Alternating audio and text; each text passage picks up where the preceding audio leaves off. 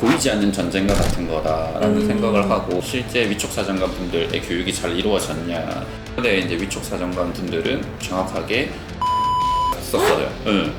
대학의 구조와 관련된 부분에 문제가 되게 많거든요. 근데 이거를 이제 뭐 이야기를 못 하죠. 네, 저희는 과감하게 하겠습니다. 네. 얼마 남지 않은 올해 수능 어떻게 준비해야 할지 막막하신 분들이 많으실 것 같은데요. 그래서 오늘은 데니쌤과 함께 올해 수능 어떻게 준비해야 하는지에 대해서 이야기 나눠보겠습니다. 먼저 간략하게 정리 한번 해주실까요? 뭐 초간단하게 정리를 하면 Y분이 Y분이 이야기를 했고, 이야기한 거를 이어받은 교육부의 E분이 확대 해석하기 시작을 했고, 그 뒤에 경질이 이제 일어나면서 여론이 끓기 시작한 그 시점에 Y분의 이야기의 힘을 받은 여러 기관들이 M사의 세무조사 플러스 H분의 세무조사까지 들어가는 공격적인 행보를 보여주고 있어요. 굉장히 드라마틱하다라고 보시면 됩니다. 네. 알파벳들이 굉장히 많이 나왔는데, 그러면 이제 네. Y분의 그 발언이 올해 수능에 과연 어떤 영향을 미칠까요? 일단 뭐 많은 사람들이 좋아하는 쪽으로 결론이 나오겠죠. 많은 사람들이 좋아하는 쪽이라고 하면 쉽게 출제가 되겠죠. 킬러 문항 이런 것들이 많았다라고 하는 거를 누가 좋아하냐면 상위권 학생들이 좋아하거든요. 그 있어야 변별력이 그쵸. 있어지는 거니까. 상위권이지 않은 학생들, 네. 이 학생들 같은 경우에는 킬러 문항이 머리가 아팠는데 없어진다라고 하면 좋아하겠죠. 좀 가벼워지고. 그래서 많은 사람들이 좋아하는 쪽으로 흐름은 흘러갈 것 같아요. 그러면 올해 수능은 정말 킬러 문항 삭제될까요? 네. 없을 것 같아요. 네. 근데 사실 결국에 변별은 해야 되는 거잖아요. 근데 만약에 킬러 문항이 삭제되면 변별력은 어디서 가져갈 수 있을까요? 변별을 안 시키면 돼요. 저는 그렇게 생각해요. 굳이 뭐 수능을 변별을 시킬 필요가 없고, 최근에 이제 본 기사 중에서 가이스트 총장님이셨던 것 같은데 수능 만점자가 한 300명에서 500명이 나와도 상관없다라는 이야기를 하셨어요. 저도 그렇게 생각해요. 왜냐면 수능을 지금 뭐 한두 개 틀리는 걸로 서열을 나누는 게 과연 이게 올바른 거냐, 한정된 시간 안에 문제를 풀려서 한두 개 실수할 수 있다라는 부분이 진짜 AI의 실력이냐 라고 하는 거는 저는 아니다라고 보고, 오히려 쉽게 만들어서 다만점 한 다음에 그 다음 뭐 방식을 찾는 게 맞지 않나라는 개인적인 생각은 가지고 있어요. 사실 뭐 이게 맞는 흐름이라고 하더라도 지금 이제 당면한 수험생분들과 학부모님들은 굉장히 혼란스럽고 좀 화도 많이 나실 것 그쵸, 같아요. 예. 네. 조금 이제 아쉬운 거는 이제 교육부에서 Y분의 이야기가 결국 나눠서 우리는 바라보고 있다. 현 고3이랑 고2 같은 경우에는 피해를 보지 않도록 정책의 변화 없이 이대로 끌고 나갈 거고, 고1이나 중3 같은 경우에는 이런 부분의 변화를 미리 더 선명하게 공지를 해서 우리가 제도를 이끌어 나가려고 한다라고 이야기를 해줬다면 지금 정도의 혼란은 이제 없었을 거다. 지금 당장 사실 변별을 안 해도 되는 시스템이 마련되지 않았잖아요. 네. 올해 대학을 가야 하는데 네. 어떻게 변별을? 수능은 이대로 가고 킬러 문항 없이 이대로 가고, 플러스해서 이제 대학에서 학생을 선발하는 방식을 어떻게 변화를 둘 거냐. 근데 이 부분도 정시 같은 경우도 내신이 일부 포함이 된다거나 아니면 면접을 강화한다거나 하는 방식으로 시도는 일부 들어갔었으니까 굳이 이제 수능이 아니어도 되는 대안들이 많은데, 제가 이제 계속 면접을 이야기할 수밖에 없는 거는 현존하는 대안 중에서는 그것 말고는 없는 것 같아요. 네. 근데 이제 면접이라고 하는 부분을 또 다른 것으로 이야기를 하면 결국 평가를 할 때 돈이 들어갈 수밖에 없거든요. 그쵸. 대학 입장에서는. 네. 근데 그 대학에서 이제 평가를 하려면 돈이 많이 들어가는데 교육부가 그걸 다 지원해 줄 수는 없어요. 네. 그러다 보니까 가장 이제 좋은 방법이 학교에 이제 계시는 여러 교수님들, 그분들을 이제 위촉 사정관이라고 그러거든요. 그 사정관을 위촉하는 거예요. 네. 그러니까 그 위촉 사정관 분들이 한시적으로 교육을 시킨 다음에 교육받으신 분들이 학생을 평가를 하도록 하면, 평가 항목표를 잘 만들고 교육을 위촉 사정관 분들이 잘 받으면 면접 평가도 잘하고 공정해질 수 있다고 생각하는데, 이게 이제 제가 이야기하고 싶은 건데, 위촉 사정관 분들의 교육이라고 하는 게 잘 안 이루어지고 있어요. 네, 여기서 문제의 본질은 여기에 있다고 생각을 해요. 네.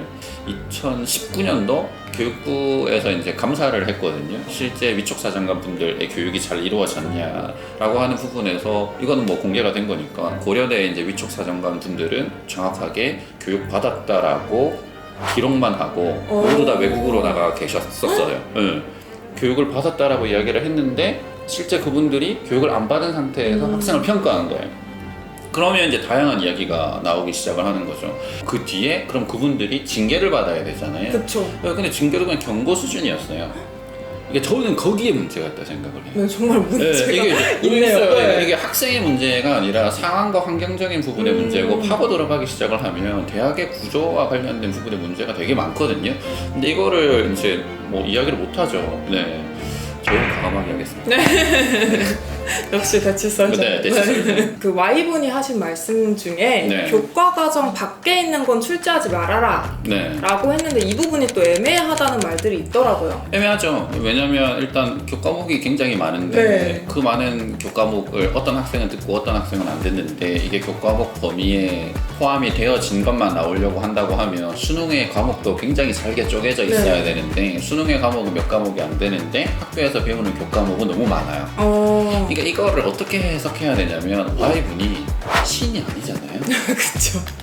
그 말 하나를 지금 꼬투리 잡아가지고 굉장히 문제화를 시키면서 조목조목 너의 말이 맞냐 안 맞냐라고 하는 걸 따지기 시작을 하면 재밌죠. 뭐 이슈도 되고 그쵸. 재밌죠. 그러니까 내 말이 맞다가 이제 되는 거죠. 근데 의도는 분명했잖아요. 좋은 이야기로 이야기를 한 거고. 맞아요. 교과 과정 범위 내에서 나오는 걸로 학교에서 열심히 수업을 하면 충분히 문제를 풀 수 있을 만큼의 시험 문제를 내고 공교육을 강화시켜야 된다. 이 의도잖아요. 사실 맞는 말이죠. 누가 봐도 맞는 말인데 네. 그걸 이제 꼬투리를 잡았잖아요. 그 누가 잡았냐가 이제 중요한 거죠. 누가 잡았어요? 그럼 사교육을 통해서 수능이 확대가 되고 꼬투리가 잡히면 잡힐수록 이익을 얻는 집단이겠죠. 네. 그러니까 이제 그 집단에 대해서 그 세무조사가 들어가지 않습니까 지금? 네. 그러다 보니까 저는 뭐 보이지 않는 전쟁과 같은 거다라는 생각을 하고 결국 이 과정을 시작하고 거치는 거는 공교육 정상화의 올바른 길이고 이 끝이 이제 어떻게 될지는 이 싸움이 이제 어떻게 흘러갈지는 잘 모르겠어요. 사실 아까도 말씀하셨던 것처럼 흐름 자체는 좋은 흐름인 것 같으나 네. 근데 고2, 고3 학생들을 보호해주는 장치가 네. 지금 없잖아요. 그렇죠. 네, 그게 팩트죠. 그러면은 지금 이제 막상 혼란스러운 고3과 수험생 학부모님들은 네. 어떻게 대비를 해야 할까요? 그럼 뭐 이겨내야죠. 어쩔 수 없어요. 네. 강하게 키우시는. 어쩔 수 없어요. 이게 어쩔 수 없어요. 그러니까 여기에서 이겨내야 된다라고 하는 부분은 내신이 유리한 친구들은 또 수능이 쉬워지는 게 괜찮다라고 할 수도 있어요. 근데 내신이 이제 안 좋은 친구들이 수능으로 다시 한 번 더 기회를 그쵸. 잡으려고 했는데 그 부분이 이제 없어지면 불편감이 있는 거잖아요. 그래서 그런 경우는 좀 안타깝죠. 네. 하지만 제가 봤을 때는 그 학생들을 위한 뭐 면접의 기회를 일부 더 준다거나 아니면 면접을 뭐 확대시킨다거나 아니면 뭐 2년 정도 남은 기간에 이제 논술을 조금 더 강화시킨다든지 그러니까 2차 고사에 해당하는 부분을 대학들과 긴밀하게 논의를 해서 수능이 쉽게 나옴으로 인해서 피해보는 학생들에게 어떻게 기회를 더 줄 거냐라는 걸 발빠르게 만들었을 때 이거 또 다른 기회다라는 느낌만 주면 저는 뭐 되게 선순환적으로 구조를 바꿀 수도 있지 않나라는 생각은 가지고 있어요. 그래서 여기에서 공은 누구한테 돌려야 되냐면 대학한테 돌려야 돼요. 네, 대학한테 돌려야 돼요. 저는 그렇게 생각해요. 특히 상위권 대학들. 상위권 대학들이 알아서 찾아내야 되고 발견해야 되는 문제이고 그 누구 하나도 지금 이게 대학의 구조적인 문제와 대학 안에 이제 문제다라고 이야기를 하고 있지 않잖아요. 네, 사교육 카르텔이다부터 시작을 그렇죠. 해서 공교육의 문제다라는 네. 이야기를 하고 있는 거지. Y분에 대한. 네, 그렇죠. 그래서 이제 저는 이제 화살은 스카이로 가야 되지 않나.